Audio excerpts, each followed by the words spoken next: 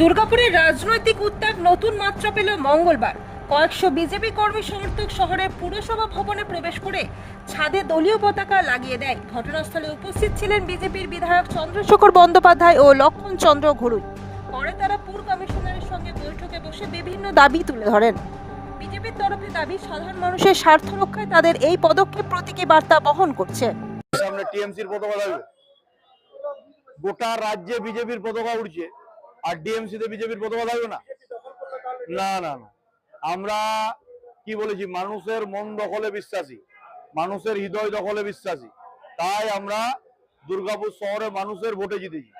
আবার যেদিন কর্পোরেশন নির্বাচন হবে, মানুষের ভোটে নির্বাচিত হয়ে আবার কর্পোরেশন আসবে।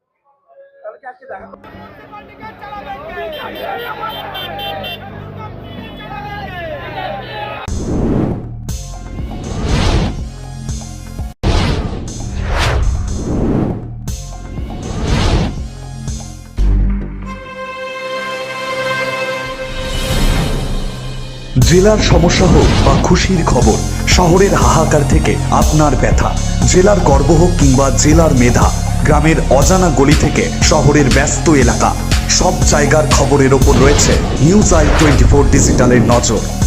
News I 24 digital.